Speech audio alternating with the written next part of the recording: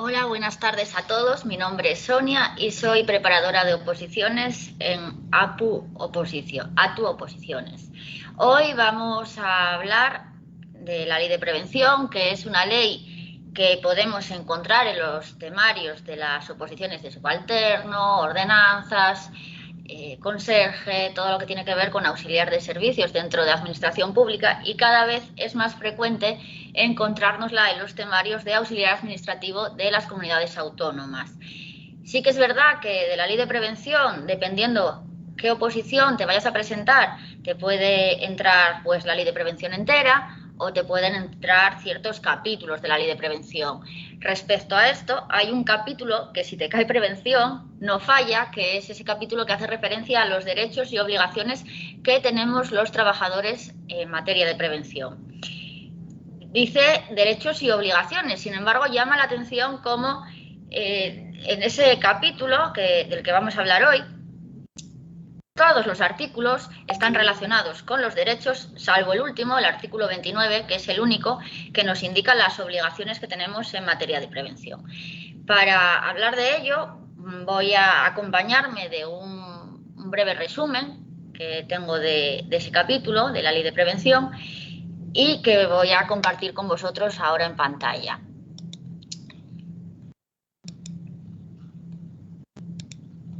Bien. Bueno, pues en el capítulo tercero tendríamos esos artículos del 14 al 28 en el que se nos habla de los derechos que tenemos en materia de prevención. El capítulo incluiría un artículo 29 que sería el que nos definiría las obligaciones en materia de prevención. Bien, lo que sacamos en claro del primer artículo, del artículo 14, que es el que abre el capítulo, es que si todos nosotros, los trabajadores, tenemos derechos, alguien tiene que asistirnos en esos derechos. Bueno, pues será el empresario. El empresario tendrá que dotarnos de todos y cada uno de los derechos que vamos a ver hoy, ya sea en materia de formación, ya sea en los EPIs.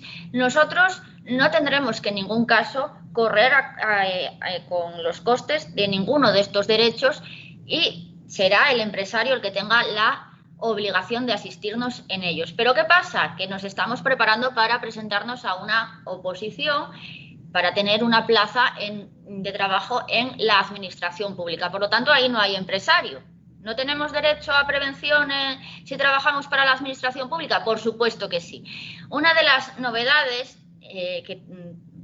en las que se tuvo que modificar la ley de prevención fue precisamente para esto, para equiparar al empresario a la administración pública. Por lo tanto, en materia de prevención, administración pública es sinónimo a empresario. Tienen las mismas obligaciones, tanto la administración pública como el empresario, respecto a los trabajadores a su servicio. Entonces, eso sería una de las primeras cosas que nos tienen que quedar claras. Luego, sí que es verdad que tenemos un derecho a la protección y seguridad en el trabajo, pero ese derecho engloba muchas cosas.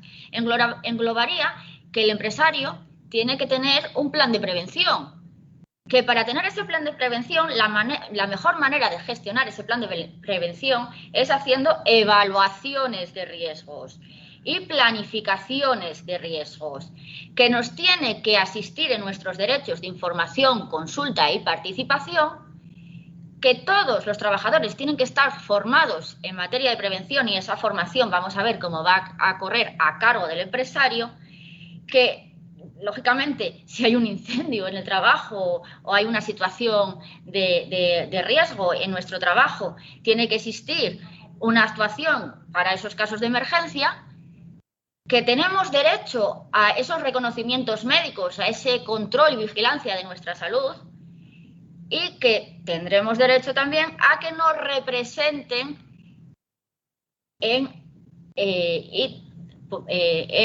el trabajo en materia de prevención a través de esas representaciones específicas que son los delegados y comités de seguridad y salud en el trabajo. Bien. Vale, respecto al plan de prevención que tiene que existir en las empresas, decir que ese plan de prevención, lógicamente, viene reflejado en el artículo 16, tiene que tener un contenido mínimo. En el plan de prevención tiene que venir pues todo el conjunto de actividades que va a realizarse en esa empresa, tiene que venir planificado. Además, tienen que venir mencionados todos los niveles jerárquicos de implantación del plan de prevención. La pregunta sería, ¿es obligatorio que todas las empresas tengan un plan de prevención? Pues el mismo artículo 16 nos dice que, bueno, que hay empresas que si son empresas que no se dedican a funciones que sean excesivamente peligrosas, como puede ser, yo qué sé, una zapatería, y que el número de trabajadores que trabajan en esa empresa tampoco es muy elevado, pues que al final no están expuestas a unos riesgos graves, pues también tienen que tener ese plan de prevención, pero la diferencia es que podrían tener un plan de prevención simplificado, nos dice la ley en el artículo 16, casi al final del artículo. Simplificado, que ya viene realizado ese plan de prevención, simplemente tú te lo descargas de internet y ya estaría. No tendría que estar el empresario contratando a nadie para que le hiciese un plan de prevención, ¿no? Eso es un poco lo que podríamos sacar a cuenta de eso que nos dice el artículo 16. Bueno, y decíamos que muy relacionado con el plan de prevención estaba la gestión de ese plan de prevención y que la gestión del plan de prevención se va a realizar a través de dos fases diferentes. Una primera fase que sería una evaluación de riesgos, y las evaluaciones de riesgos siempre hay una evaluación inicial. Bueno, pues el empresario, en el momento en el que quiere montar pues su panadería, por ejemplo, o su restaurante, tiene que hacer una evaluación teniendo en cuenta un poco el tipo de actividad que va a tener esa empresa, los puestos de trabajo que van a existir en esa empresa, los perfiles de los trabajadores que van a estar trabajando en su empresa, porque sí que es verdad que hay, por ejemplo, perfiles que son más sensibles a determinados riesgos, como puede ser un trabajador menor de edad. Los menores de edad pueden trabajar, pero ¿qué pasa? Que todavía no están desarrollados del todo. Entonces hay determinados puestos de trabajo que para ese trabajador especialmente sensible, como puede ser un menor de edad, hay que hacer una adaptación, una prevención específica. Por lo tanto, también se tiene que tener en cuenta los trabajadores que se van a contratar. Todo esto se tiene que evaluar, ya os digo, pues en una evaluación inicial. Y no quiere decir que solamente vaya a existir una evaluación inicial, sino que a veces van a tener que existir evaluaciones periódicas. ¿Por qué? Pues porque, por ejemplo, se hace daño un trabajador en el trabajo. Bueno, pues en ese caso vamos a cambiar ya el plan de prevención porque se hizo daño un trabajador en su puesto. No, lo primero que hay que hacer es una investigación. Una investigación para ver si al final fue el trabajador que incumplió un poco con sus obligaciones en materia de prevención. Oye, mira, pues no llevaba el EPI, no sé qué, o es que verdaderamente el plan de prevención falla y hay que modificarlo. Entonces, bueno, eso. Después de las evaluaciones ya es cuando se hacen las planificaciones. En el artículo 17 se nos habla de los EPIs, que ahora están muy de moda, ¿no? Los EPIs. Pues como pueden ser para un obrero un casco, los guantes, las gafas. Bueno, los EPIs no los tiene que aportar el trabajador, como bien dije antes, sino que los aporta el empresario. En este sentido, tienen que ser unos EPIs adecuados. No es lo mismo, por ejemplo, una chica o un chico que trabaja en el sector limpieza, que lleva unos guantes específicos para ejercer esas funciones de limpieza, que se ponga unos de estos y usar y tirar de un auxiliar de enfermería. No. Usar EPIs adecuados al trabajo que tú vas a desempeñar. Y que los equipos de protección individual, esos EPIs, se van a utilizar cuando no sea suficiente o no se pueda evitar el riesgo con una protección colectiva, porque está probado que lo colectivo garantiza más la protección que lo individual. Entonces, siempre va a primar la protección colectiva por encima de la protección individual. También tendremos derecho los trabajadores a participar en las decisiones que se vayan a tomar en la empresa en materia de prevención, a través de 3 mecanismos diferentes: la información, la consulta y la participación. El empresario, para tomar determinadas decisiones que vayan a afectar en materia de prevención a los trabajadores, tienen que informarles previamente, como puede ser el cambiar una máquina que vaya a traer como consecuencia el cambio de esa máquina unas nuevas medidas en prevención. Bueno, pues, ¿qué será? Más lógico que el empresario le vaya a preguntar al trabajador que está utilizando esa máquina qué opina sobre ese cambio de esa máquina, o que el empresario, que no es el que utiliza la máquina, tome la decisión por sí mismo. Pues por eso mismo. Ese derecho de información. Un derecho de información que es el empresario el que tiene que informar al trabajador. Pero ¿qué pasa? Que hay empresas en las que el empresario, cada vez que vaya a tomar una decisión, no puede ir a informar a todos los trabajadores. Entonces, en esas empresas en las que existe representación de los trabajadores, ya sea representación específica porque tienen sus delegados de prevención o su comité de seguridad y salud, o representación legal de los trabajadores sin existir todavía una representación específica, en esas empresas el empresario lo que hace es utilizar estos representantes de intermediarios, va a los representantes de los trabajadores y les informa a ellos, no lo hace directamente al trabajador. Y, bueno, pues dentro de esos derechos no solamente nos informa, sino que nosotros también podemos emitir propuestas en materia de prevención a través también, si existen dentro de la empresa, de esos representantes, y también participar en todo lo que sean consultas que se nos pueden hacer en materia de prevención. Bien. Luego tenemos ese derecho de formación de los trabajadores. En el artículo 19 se nos habla del derecho de formación. Una formación que tiene que ser de índole teórica, pero también de índole práctica. Una formación que, a ser posible, va a ser en horario de trabajo. Pero si no puede ser en horario de trabajo, por lo que sea, porque no cuadra, ese tiempo que vas a desempeñar de tu formación se va a contar como trabajo efectivo dentro de tu jornada de trabajo. Se te va a descontar de tu jornada de trabajo. ¿Tiene que ser la propia empresa la que dé la formación? No, se puede externalizar, no hay ningún problema. Y en todo caso, gratuito para el trabajador. En el artículo 20, medidas de emergencia. Respecto a las medidas de emergencia, lo que más nos importa si nos vamos a presentar una oposición es que se nos especifica en el artículo 20 qué medidas serían necesarias. Luego ya todas las demás que quiera tomar el empresario, pues bienvenidas seas, pero las mínimas básicas necesarias que tiene que tener en cuenta el empresario a la hora de establecer medidas de emergencia. Primeros auxilios, lucha contra incendios y evacuación de los trabajadores. Esto tiene que estar presente siempre en medidas para estas emergencias que se pueden ocasionar dentro de la empresa. Bien, el empresario tendrá que nombrar dentro de la empresa a trabajadores responsables en materia de emergencias. Esos trabajadores responsables en emergencias tienen que tener una formación específica, una formación adicional a la que tienen por ser trabajador. Pues lógicamente tendrán que tener conocimientos a la hora de tener que usar, por ejemplo, un extintor. Y no solamente la formación, sino que tienen que tener también recursos adecuados, recursos materiales para poder cumplir con esta labor de responsable de emergencias.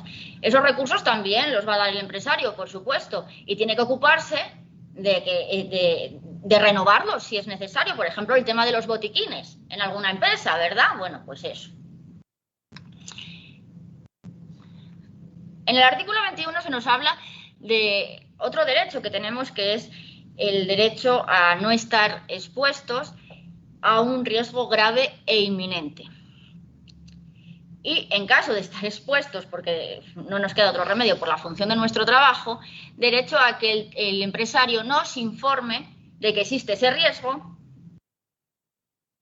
de las medidas que tengo que tomar en materia de protección, pues para aminorar ese riesgo lo más posible, de darnos instrucciones, y si vemos ya que el riesgo ya es inminente, que es que ya va a pasar un accidente, tenemos el derecho de abandonar de inmediato el puesto de trabajo, no de quedarnos allí y esperar ahí a que se queme el local, ¿no? Bueno, pues entonces, una de las cosas que se nos preguntan sobre ese derecho a abandonar el puesto de trabajo, si es que es necesario, que tienes que marchar porque estamos en peligro, ¿no? Sobre ese derecho se nos suele preguntar ¿qué ocurre? ¿En qué momento tenemos que volver al puesto de trabajo? Pues cuando se elimina el riesgo, cuando ya no existe ese riesgo. No hay un momento en plazos, en horas, en días, no, cuando se elimina el riesgo y ya no sea peligroso. Además,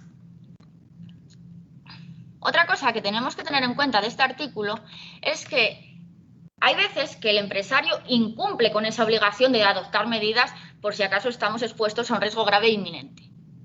Claro, los trabajadores en ese caso no pueden estar trabajando con esa desprotección. Se tomarán las medidas necesarias para paralizar el trabajo y, bueno, hasta que el empresario no adecue el centro a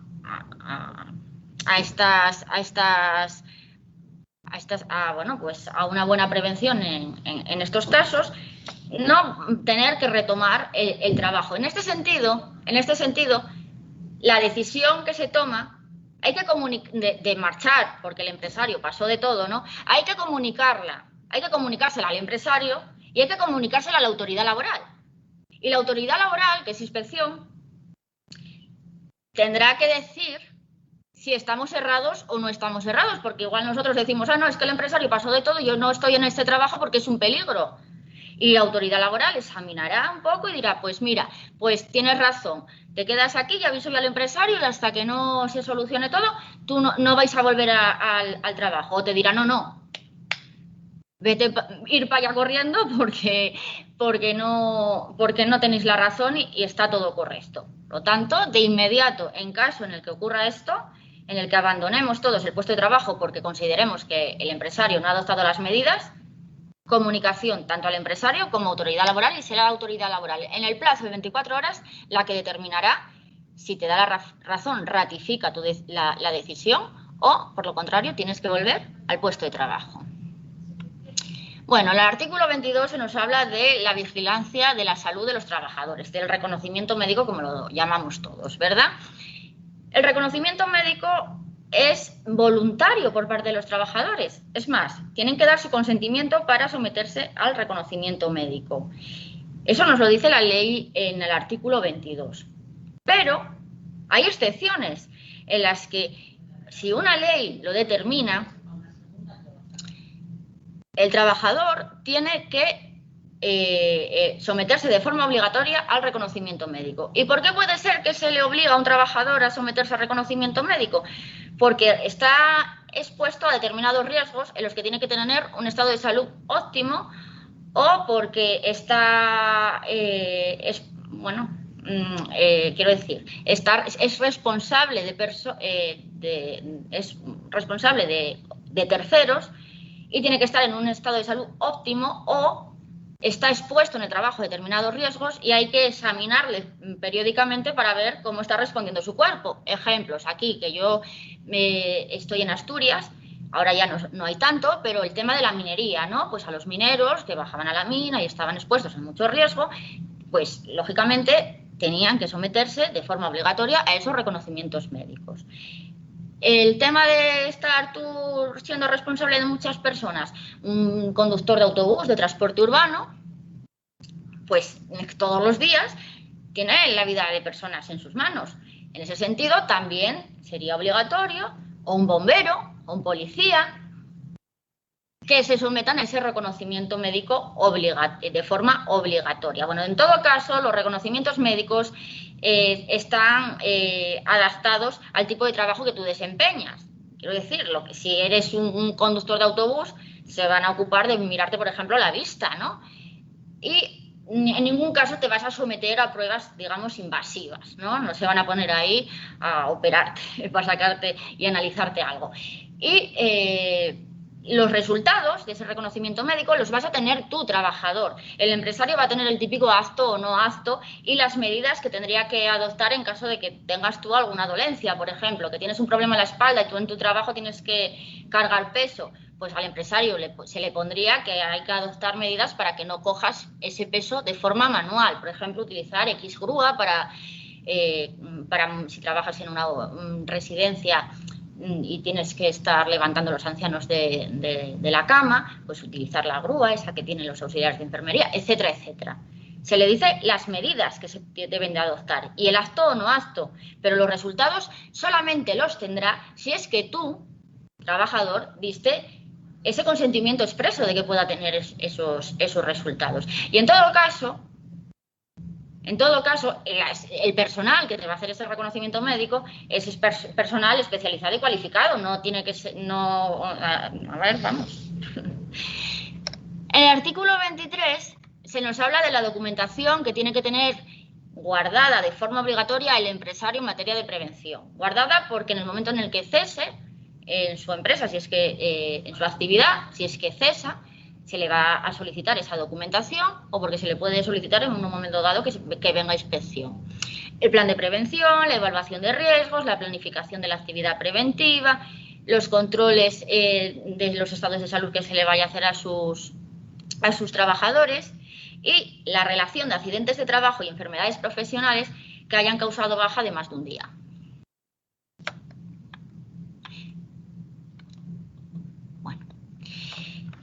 En el artículo 24 se nos habla de la posibilidad que en un mismo centro de trabajo estén trabajando varias empresas, por ejemplo, en un centro comercial en el que comparten espacio pues, varias empresas. En ese sentido, en materia de prevención, tienen obligación esas empresas de coordinarse, de cooperar. ¿Y cómo tienen que coordinarse y cómo tienen que cooperar? Pues se tendrán que prestar la información necesaria sobre los riesgos específicos que tiene cada una dentro de sus actividades y que pueden afectar pues, a los trabajadores del otro centro, ¿verdad? Luego, también en este artículo nos cuenta algo muy interesante y es que si una empresa usuaria hace una subcontrata con otra de su mismo sector y le deja los materiales o están trabajando en el espacio de la principal, en ese caso, también esa empresa que hace esa contrata o esa subcontrata tendrá la obligación de estar pendiente no solo de sus trabajadores, sino también de los de la subcontrata. En el artículo 25 se nos habla de esos trabajadores especialmente sensibles en los que hay que hacer pues, una planificación un poco más específica en materia de prevención. Se nos dice que hay que tener en cuenta si un trabajador tiene una discapacidad de carácter físico, psíquico o sensorial. Por ejemplo, yo que sé, que en mi empresa el plan de emergencias, por si hay que hacer alguna evacuación, es con luminosos. Y se contrata una persona que es sorda. Vaya qué ejemplo que pongo, ¿no? Que es ciega. Entonces, en ese caso, ella, si hay una emergencia, no va a ver los luminosos. Habría que poner también, pues, sonidos, ¿no? Para avisar de esa emergencia y guiar a la persona, pues, por ese plan de evacuación que tenga la empresa.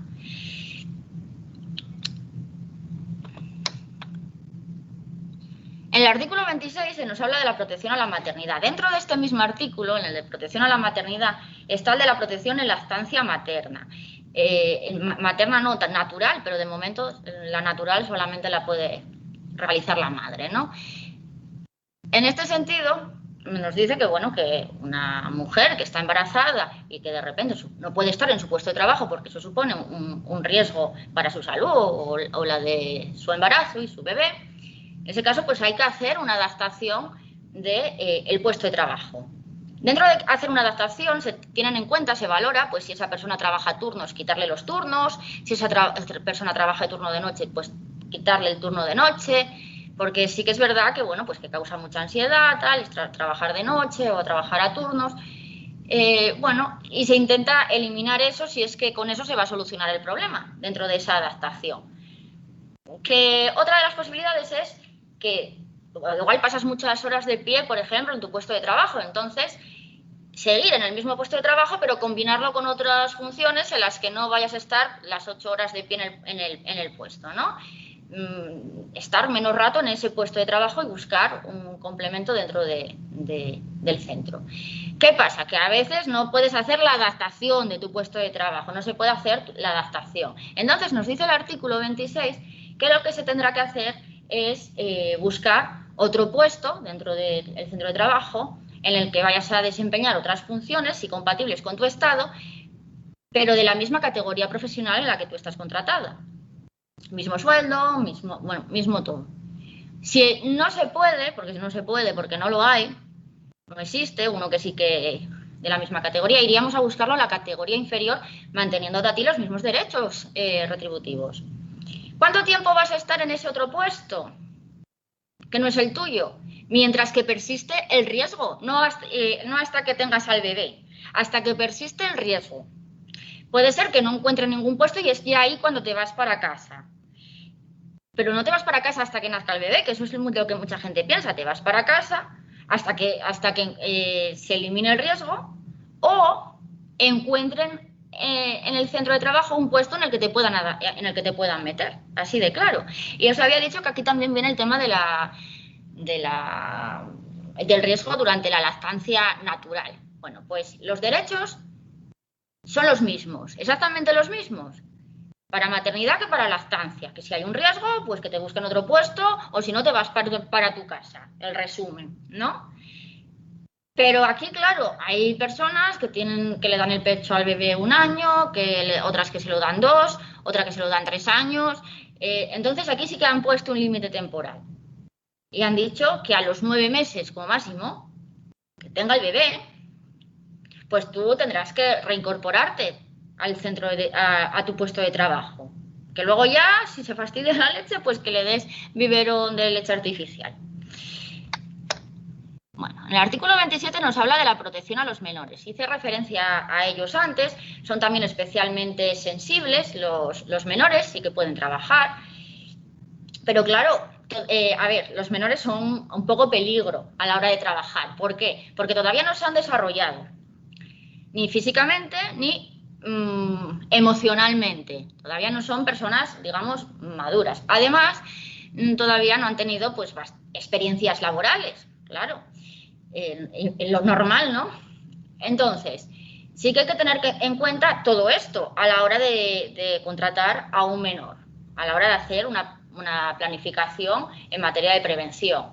Pues porque que puede estar expuesto a riesgos para su desarrollo, porque puede poner en riesgo a terceros, pues debido a esa inmadurez que tiene todavía o esa inexperiencia, y hay que hacer pues una prevención específica para contratar a menores. Y además hay una obligación, que puede ser que ese menor que vas a contratar vaya a estar expuesto a determinados riesgos, tú le vayas a informar que eres el empresario, pero a él, bueno, pues como va a tener su primer trabajo, le da igual el riesgo. Entonces, lo que dice la ley es que aquel menor que para que se le pueda contratar tiene que acudir con sus padres o tutores al acto de contratación, será también a sus padres o tutores a los que habrá que informar sobre esos riesgos, no solamente al menor, para que lo sepan también los padres, por si acaso, o los tutores. Bien, y además hay determinados puestos de trabajo, hay una lista de puestos de trabajo que directamente en esa lista de puestos de trabajo un menor no puede trabajar. Pero eso ya no lo decide el empresario, sino que es el gobierno el que establece esa lista de puestos de trabajo en los que, bueno, sería impensable, pues porque se le podría poner en peligro o incluso a terceros, ¿no? Teniéndolos contratados. Y por último, en el artículo 28, y con este acabo con todos los derechos, se nos habla de las empresas de trabajo temporal o esos contratos que tenemos de duración determinada o de obra y servicio, ¿no? Tiene que ser lo mismo. Vale.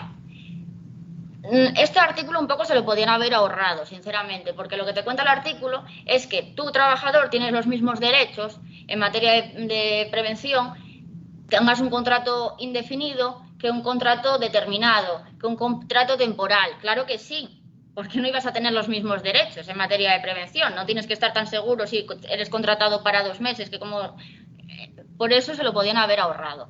Sí que lo único interesante del artículo es esa referencia a las ETTs, en las que se nos dice que si a ti te contrata una ETT para trabajar para una empresa usuaria, ¿quién de las dos tiene obligaciones contigo en materia de prevención? Bueno, pues como que se comparten o reparten, mejor dicho, las obligaciones. En este sentido, la empresa ETT que contrata al trabajador que va a trabajar para la empresa en el puesto de la empresa usuaria, tiene la obligación de hacerle la formación en materia de prevención y el reconocimiento, la vigilancia del control de la salud. Y luego, cuando ya se incorpora a la empresa usuaria, lógicamente el derecho de información, los EPIs, el tema de las emergencias, todo lo demás, le va a asistir la empresa usuaria. Digamos que el previo, la formación y el reconocimiento médico, la ETT, y luego el resto, lo demás. Sí que es verdad que os dije antes que la formación en materia de prevención tenía que ser adecuada, adaptada a lo que tú vas a las funciones que tú vas a desempeñar. Entonces, aunque la ETT sea la que te vaya a asistir en el tema de la formación, sí que la empresa usuaria tiene la obligación de comentarle a la ETT pues las funciones que vas a desempeñar y bueno, pues un poco para que la formación que vayas a recibir sea una formación adaptada. Y luego tendríamos aquí lo que sería el artículo 29, que son las obligaciones. Os dije que solamente un artículo para las obligaciones. Y al fin y al cabo, pues lógicamente, si el empresario tiene la obligación de darnos una formación, pues nosotros los trabajadores tendremos que aplicar esa formación en materia de prevención en nuestro trabajo. Si no, ¿para qué sirve, no? Si nos da unos EPIs, pues tenemos que utilizar correctamente esos EPIs. Si nos da una serie de instrucciones a tomar en cuenta a la hora de realizar el trabajo en materia de prevención, pues tendremos que hacer el trabajo conforme a esas instrucciones. Al final es que todo lo que nos dijeron y todos los medios que nos dieron para que estuviésemos protegidos, pues nosotros respetarlos y cumplir con ellos.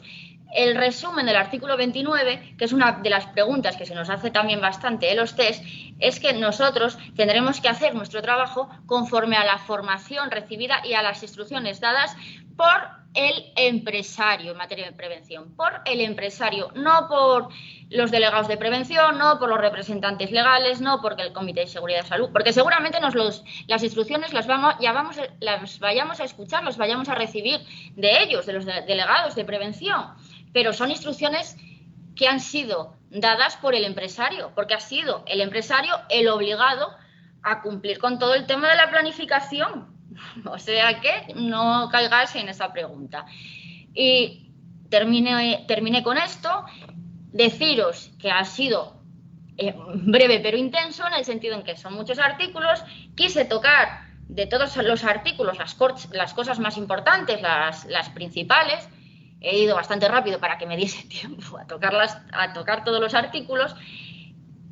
Pero bueno, lógicamente ha sido una visión muy por encima.